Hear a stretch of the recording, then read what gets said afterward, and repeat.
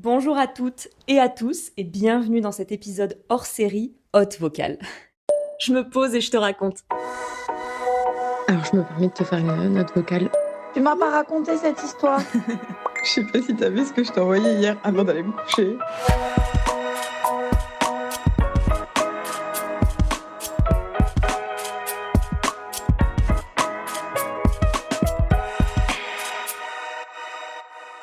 On se retrouve pour le dernier épisode de la 3e saison de mon podcast Note Vocale. Donc déjà, merci d'être toujours là après 3 saisons. Je me suis dit que ce serait rigolo pour clôturer cette saison de vous proposer un épisode hors série. Et donc, Note Vocale devient Hot Vocal pour cet épisode. Déjà, je voulais vous remercier d'être toujours là après 3 saisons. On se retrouvera bien sûr pour la 4e saison après l'été. Mais je voulais vous remercier parce que c'est un format sur lequel je suis plus vulnérable. Ça c'est certain, complètement sans filtre, et c'est ce que je trouve génial avec ce podcast, principalement peut-être sur cette dernière année avec des sujets autour de la maternité. Je me suis sentie très à l'aise de me confier, de parler sans tabou, et à chaque fois ça déclenche beaucoup de discussions avec vous, par exemple en privé sur Instagram, toujours autour de ces sujets, et vous vous confiez à votre tour, et on a vraiment eu des discussions très profondes, donc merci pour ça, et merci de faire vivre ce podcast sur lequel plus que m'éclater, parce que vraiment à chaque fois je me pose et voilà,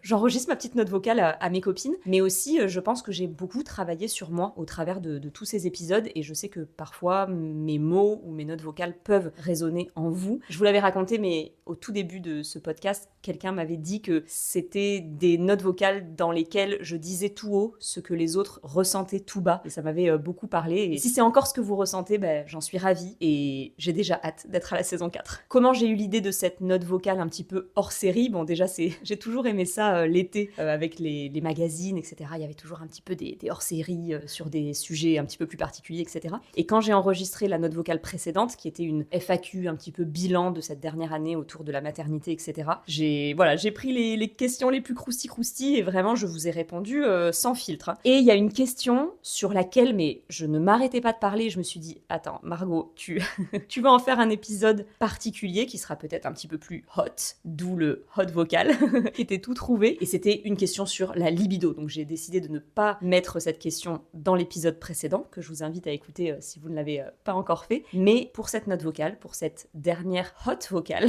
avant l'été, j'aimerais parler de libido. La question, déjà, je trouve qu'elle en disait beaucoup. Quelqu'un me demandait, est-ce que après 1 an, tu as retrouvé ta libido? Et elle me rajoutait, après 9 mois ici, c'est pas encore ça. Et ça m'a touchée parce que je me suis dit, quand je reçois des questions comme ça, je suis comme, oh non, bichette, j'ai envie de te faire un câlin. C'est pas une compétition.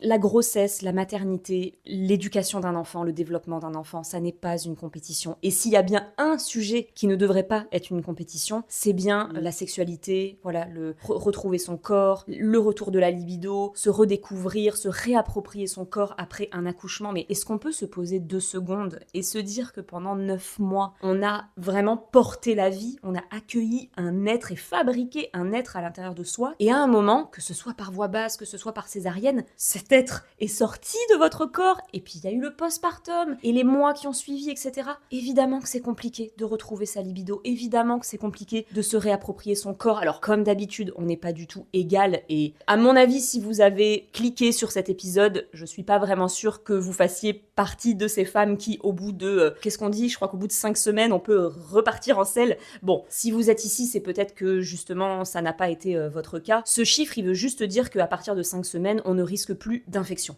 Mais ensuite, prenez le temps qu'il vous faut. Ça n'est pas une compétition. Il y a des femmes, il y a des couples pour qui le désir, l'envie, la libido revient très très rapidement. Tant mieux pour eux, tant mieux pour elles, parce que tout ce sujet, c'est principalement autour de nous, tant mieux pour elles. Au moins, il n'y a pas de charge mentale autour de ça. Et puis pour d'autres, et c'est ok, eh bien, il peut y avoir des blocages, des appréhensions, des peurs, etc. En plus, il peut y avoir des choses traumatisantes et bloquantes par la suite. Donc, dans un premier temps, travailler sur ça. Pour tout vous dire d'ailleurs, je crois que je vous en avais parlé dans mon récit d'accouchement ou dans peut-être un épisode sur le postpartum. Moi, bon, déjà, il faut savoir que j'ai eu donc une déchirure interne et externe. Donc, quand je suis sortie de l'hôpital, je me suis demandé, je sais même même pas comment j'ai fait pour m'asseoir dans ma voiture. Je me suis demandé si je remarcherais un jour, ou en tout cas si je pourrais un jour à nouveau me réasseoir sur mes propres fesses, si vous voulez. Et donc j'ai eu cette appréhension pendant longtemps, et plus que en réalité les points, je pense que c'est un hématome qui m'a fait mal un moment. Il y a des femmes qui peuvent avoir des hémorroïdes également, etc. Il se passe beaucoup de choses, ne l'oublions pas. Ça fait peut-être plusieurs mois que vous avez accouché, mais rappelez-vous dans quel état vous étiez. On part de loin, ok? Et je vous le mets dans un petit coin, mais c'est vrai que je pense que j'avais très très bien cicatrisé, mais j'avais encore, voilà, je marchais un peu encore bizarre, je m'asseyais,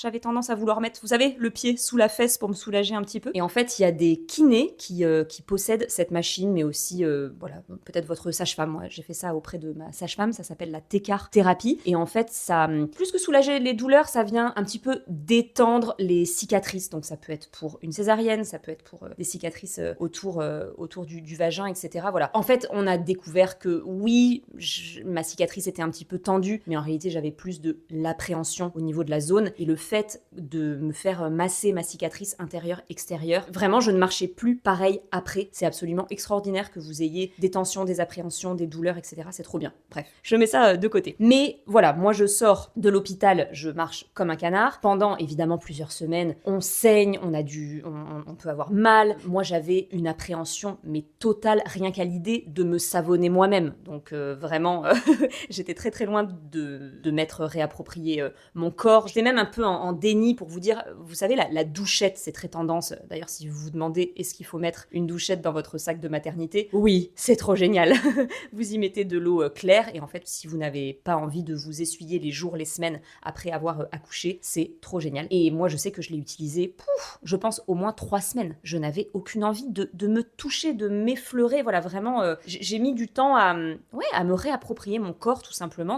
Moi, ça m'a impressionné d'accoucher, comme j'ai eu une péridurale, j'ai été un petit peu sensibilisée, un petit peu endormie à ce niveau-là. Le réveil corporel m'a fait un petit peu bizarre. Bon, bref, ça a été un petit peu long. Donc, les 3 premières semaines, de toute façon, je suis complètement concentrée sur mon bébé. Je porte encore des couches, puis des serviettes hygiéniques. Je n'ose même pas m'essuyer ou me savonner. Je n'utilise que de l'eau. Donc, autant vous dire que la libido, ça ne traverse pas l'esprit, quoi. Mais c'est au bout de combien de temps? Je sais plus, je crois qu'entre 6 et 8 semaines, on revoit son gynéco. Donc là, je sais que ça fait plus de 5 semaines que j'ai accouché, donc je peux, si je le souhaite, avoir un rapport sexuel. Je peux aussi à nouveau me baigner, prendre un bain, etc. Et bon, déjà qu'à la maternité, on nous parle beaucoup de contraception. Là, évidemment, il m'en reparle. Je savais que c'était un rendez-vous durant lequel on en parlerait. Et j'avais pas, ça fait très longtemps que je prends plus la pilule. J'ai jamais porté de stérilet, donc j'en avais pas envie. J'avais de toute façon absolument pas envie qu'on me touche et qu'on me le pose, donc c'était trop tôt pour en parler. Donc pour tout vous dire, j'ai souhaité qu'ils me mettent sur une ordonnance des préservatifs, quoi. Et là tout de suite il me dit, surtout parce que j'allaitais, pensez bien au lubrifiant parce que le corps est bien fait, les hormones, l'ocytocine, etc. Tout est concentré sur vos seins pour qu'ils soient bien souples, pour que tout se passe bien, etc. Donc n'attendez pas, en tout cas là tout de suite en l'état, n'attendez pas. Il me dit, vous risquez de ne pas être aussi lubrifié que vous avez pu l'être dans le passé, avant la grossesse, etc. Donc ne soyez pas étonnés et n'hésitez pas à utiliser des lubrifiants. Donc, je trouvais ça chouette qu'ils me le disent. Et surtout, ça a planté une petite graine. Je me suis dit, bah oui, n'oublie pas que là, ton corps, il est focus sur autre chose. Ce qui ne veut pas dire, bah c'est normal que t'aies pas envie, et non, il ne faut pas faire l'amour. Pas du tout, hein. Mais je me dis, bah oui, évidemment que j'y pense pas, que j'en ai pas envie, etc. Moi, en tout cas, hein, encore une fois, je suis pas en train de vous dire, c'est pas un podcast sur comment la femme réagit et la libido de la femme après l'accouchement. On parle vraiment de moi, et peut-être que certaines se reconnaîtront. Et donc moi, je sors du rendez-vous en me disant, bah oui, c'est sûr qu'il faudra peut-être du lubrifiant, mais ça tombe bien, on en a toujours utilisé, donc bref, j'en avais, quoi. Et au bout de quelques semaines, quelques mois après ça, je me souviens pas, en tout cas pas tout de suite, toujours pas de libido en vue, pas vraiment d'envie non plus, ce serait pas le mot, mais de la curiosité. Voilà, à un moment, ça y est, Margot se resavonne, Margot arrive à nouveau à s'essuyer aux toilettes, et je me pose la question, pour tout vous dire, je commence même à oser prendre un miroir, regarder ma cicatrice, etc. Voilà, je me réapproprie tout ça. Je n'ai, pour vous dire, aucune envie de me masturber, mais aucune envie, ça me traverse même pas l'esprit, mais je suis curieuse d'avoir un rapport sexuel pour voir comment ça se passe, est-ce que je vais avoir mal, est-ce que mes ressentis à l'intérieur, je suis curieuse, quoi. Je vous dis les choses, hein. Donc écoutez, je sais pas comment ça s'est fait la première fois, mais en tout cas ça s'est fait. Mathieu a été très très doux et très patient aussi, et de mémoire, justement là où j'avais eu ce petit massage à l'endroit sûrement de ma cicatrice où c'était encore un petit peu tendu, j'avais pu au tout début ressentir encore un petit peu de gêne. La douleur, c'est pas un mot, de gêne. Et puis petit à petit, vraiment tout ça était derrière moi, donc c'était chouette. Mais pour autant, je ne peux pas dire qu'il y avait de l'envie ou un retour de ma libido, quoi. J'avais été curieuse, j'avais eu mes réponses.